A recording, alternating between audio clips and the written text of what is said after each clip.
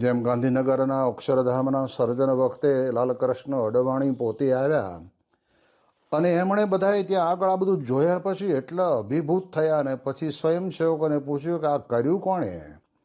એટલે સ્વયંસેવકોએ કહ્યું કે સાહેબ આ તો બધું સંતોએ કર્યું. સંતોને પૂછ્યું કે આ કોણે કર્યું? તો કે પ્રમુખ સ્વામી મહારાજે કર્યું. અને જ્યારે પ્રમુખ સ્વામી મહારાજને મળ્યા કે તમે આ આટલું બધું સરસ મજાનું આયોજન કર્યું છે, આ નિર્માણ કર્યું છે અક્ષરધામનું, તો તે વખતે સ્વામી બોલ્યા કે આપણે ક્યાં કર્યું છે, આ તો બધું સંતોએ બધું હરિભક્તોએ ભેગા મળીને કર્યું છે. અને ત્યારે લાલકૃષ્ણ અડવાણી બોલ્યા કે કરતાપણાનો યશ પ્રમુખ સ્વામી મહારાજ જેવા સત્પુરુષ પણ પોતાના માથે નથી રાખતા, એ બધાના મશીર ઉપર ઢોળી દે છે. એટલે આપણને ખબર પડે કે કર્મને ક્યારે પણ, ક્રિયાને ક્યારે પણ પ્રધાનપણે આપણે આપણા જીવનની અંદર રાખવાની નહીં. આ વાત એક આપણને મહારાજ અહીં આગળ બહુ સારી રીતે સમજાવે છે. અને એવું જો સમજાય ને તો સ્વામી કહે છે કે આપણા જીવનની અંદર આપણને ભગવાનનો જેમ છે તેમ મહિમા સમજાતો રહે.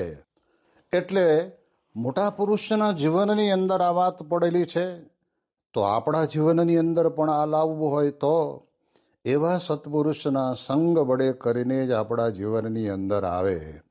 જેમ મહારાજે વચનામૃતમાં લખ્યું છે, જેમ કે તિલે કરીને તે સુગંધ વસાય છે, ફૂલે કરીને તિલમાં કહેતા તલની અંદર સુગંધનો વાસ થઈ જાય છે અને પછી અત્તર બને છે. એમ જ્યારે આપણે સત્પુરુષની સાથે આત્મબુદ્ધિ કરી દઈએ અને તો કહેવાય છે કે આપણને કોઈ દિવસ આપણે કરીએ એવું લાગે જ નહીં. એ ભગવાનની ઈચ્છાથી ભગવાને જ કર્યું છે. સારા માઠા સરસ સમાચારની અંદર, પરિવારની અંદર, નાની મોટા પ્રશ્નોની અંદર પણ આપણને ક્યારે એવું ન થવું જોઈએ કે આમ કેમ ભગવાને કર્યું, ભગવાન તો બધું સારું જ કરે છે.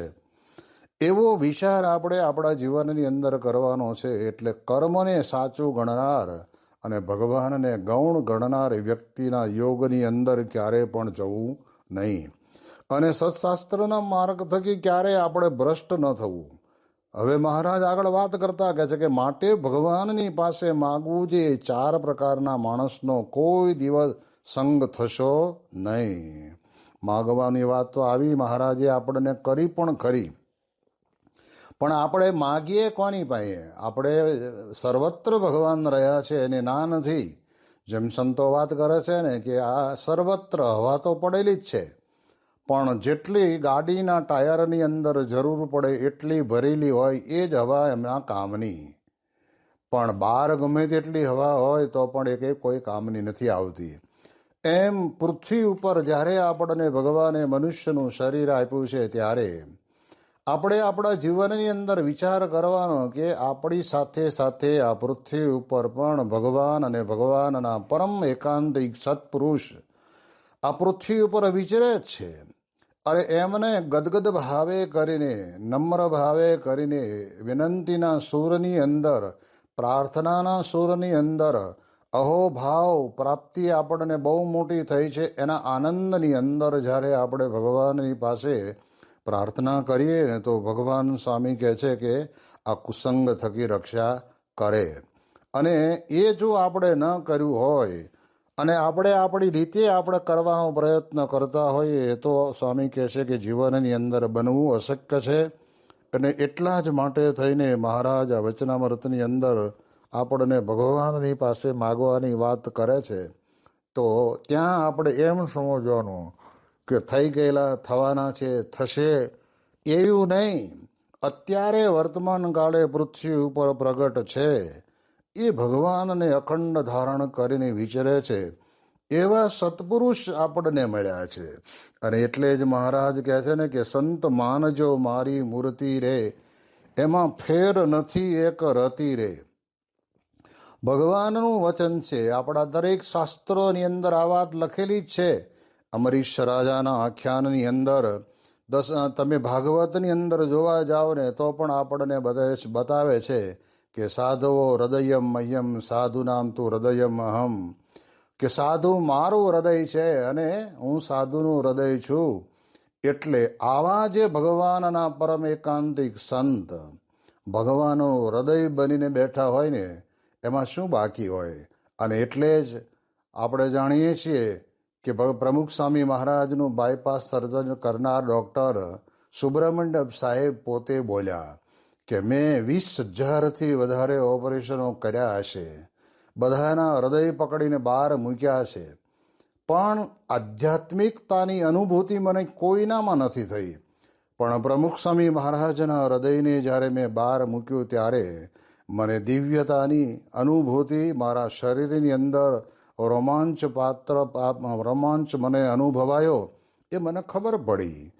તો એવા જે પવિત્ર હૃદયવાળા જે સંત છે એમાં ભગવાન અખંડ નિવાસ કરીને રહે છે.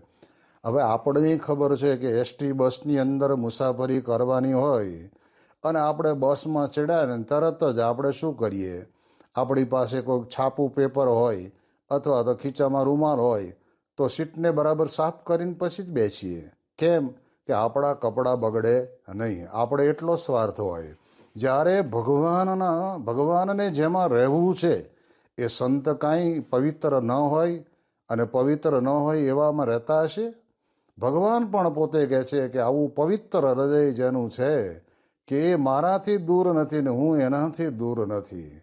એટલે એટલા માટે થઈને એવા સંતને વિશે ભગવાન અખંડ રહ્યા છે એવો ભાવ આપણે આપણા જીવનની અંદર લાવવાનો છે. અને પછી પ્રાર્થના ભલે આપણે સંતની સન્મુખ કરીએ પણ વિચાર એ કરવાનો કે આમાં તો સાક્ષાત ભગવાન સ્વામિનારાયણ બિરાજે છે એટલે એ મારી પ્રાર્થના જરૂર સાંભળશે. જો તેઓ સર્વત્ર વ્યાપક અક્ષર બ્રહ્મનું સ્વરૂપ ન હોય તો કેવી રીતે શક્ય બને? ગોરિયાદમાં પારાયણની ભવ્ય પૂર્ણાહુતિ કરીને સ્વામીશ્રી તે ગામમાં જ 50 પધરામણીઓ કરીને અટલાદરા પહોંચ્યા અને યોગીજી મહારાજ સંત મંડળ સહિત ચાળસદ ગયેલા. ચાળસદનું પાદર આવતા જ યોગીજી મહારાજનું મુખ મલકી ઉઠ્યું, કારણ કે પ્રાણપ્રિય શિષ્ય સ્વામીશ્રીની આ રમણ રહેતી. અહીં યોગીજી મહારાજના સ્વાગત માટે વાજાવાળાને બોલાવ્યા હતા, પણ તેઓ આવે તે પહેલા યોગીજી મહારાજ પધારી ગયેલા. તેથી યોગીજી મહારાજને મોટરમાં બેસી રહેવા કહ્યું. ત્યારે તેઓએ જણાવ્યું, મોટર કરતા નીચે સારું, પ્રસાદીની રજ ક્યાંથી? પછી બોલ્યા, નારાયણ સ્વામી એટલે પ્રમુખ સ્વામીનું જન્મસ્થાન છે, એટલે મહિમા ઘણો છે. જેટલી વાર ઊભા રહીએ એટલો લાભ છે. પ્રમુખ સ્વામી મોટેરા, આપણે ઈ કહે તેમ કરવું, આજ્ઞા પાડવી, ટૂંક ટૂંક થઈ જાવ. સાસેજી મહારાજની આજ્ઞા પાડીએ એમ પાડવી, રાજી કરી લેવા. મોટા પુરુષને રાજી કરી લીધા હોય એ જીવનનું ભાથું છે. આમ સ્વામીશ્રીનો અતિશય મહિમા યોગીજી મહારાજે રેલાવી દીધો. અહીંથી તેઓ રાજકોટ જવા નીકળેલા. સ્વામીશ્રી પણ અટલાદરાથી પાદરા, કમ્સ, કરમસદ, વિદ્યાનગર, આણંદ, વરતાલ, ભાદરણ, શિશવા, ઝારોડા, વાસણા, બોચાસણ, અમદાવાદ થઈને રાજકોટમાં મૂર્તિ પ્રતિષ્ઠા મહોત્સવ નિમિત્તે પધારી ગયા. અહીંના રાજપૂતપુરામાં મળેલા વિશાળ મકાનમાં આ મંદિર તૈયાર થયેલું. તારીખ 2 ડિસેમ્બર 1966 ના રોજ જ્યારે મકાનનો કબજો મળેલો ત્યારે સ્વામીશ્રીના વરદ હસ્તે જ કુંભ પધરાવવામાં આવેલો. 4 મહિના દરમિયાન આ મકાનમાં મંદિર લક્ષી સાનુકૂળતા થઈ જતા તારીખ 14 માર્ચના રોજ યોગીજી મહારાજના હસ્તે પ્રતિષ્ઠા વિધિ સંપન્ન થયો. પ્રતિષ્ઠા બાદ સ્વામીશ્રીએ 15 માર્ચથી 23 માર્ચ સુધી ગોંડલમાં રોકાઈને અમૃત મહોત્સવની તૈયારીઓને વેગવંતી બનાવી હતી. ત્યારબાદ સારંગપુરમાં ફૂલ દોલોત્સવ ઉજવી તારીખ 27 માર્ચના રોજ નીંગાણા પધાર્યા હતા. નીંગાણામાં ગામવાસીઓના ઉત્સાહને અવધિ રહેતી નહોતી, કારણ કે યોગીજી મહારાજ અને સ્વામીશ્રી બંને ગામના આંગણે પધારેલા. સારંગપુર ગરડાની આવન જાવન વખતે સ્વામીશ્રીએ આ ગામમાં ઘણીવાર આવવાનું થતું.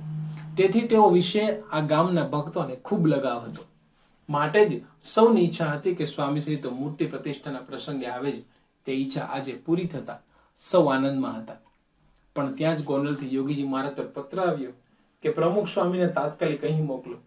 ગોંડલમાં કેટલીક નિર્ણયાત્મક કાર્યવાહી કરવાની હતી, તે માટે તાકીદનું તેડું આવેલું.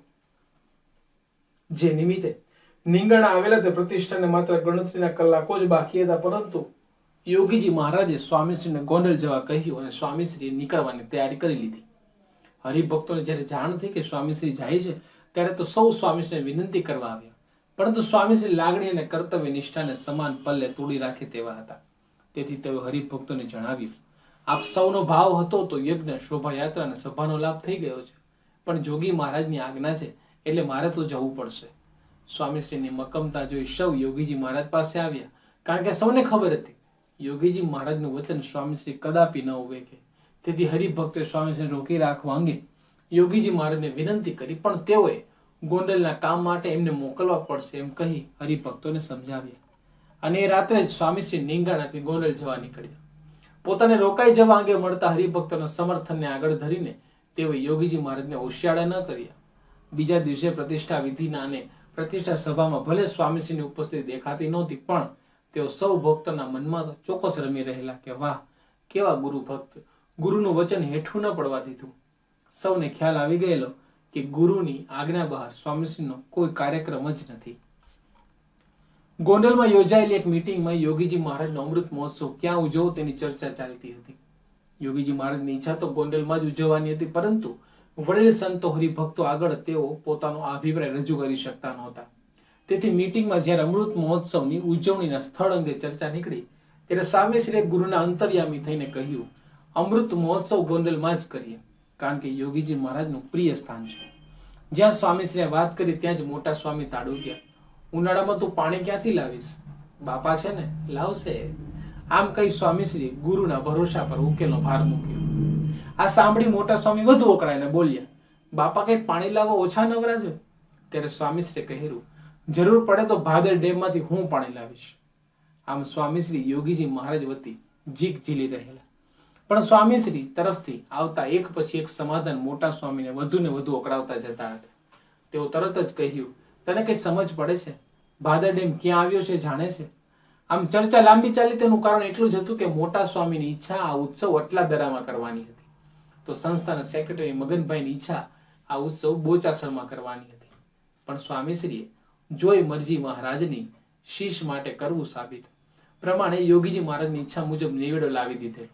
તેથી મીટિંગ પૂરી થતા સૌ જ્યારે બહાર નીકળી ગયા ત્યારે યોગીજી મહારાજે અતિશય રાજી થઈ પોતાના બે હાથે તબા મારી સ્વામીશ્રીને આશીર્વાદ આપ્યા. આમ પાણીની જવાબદારી પોતાના સિરે લઈને સ્વામીશ્રીએ અમૃત મહોત્સવના પગરણ ગોંડલમાં માંડેલા.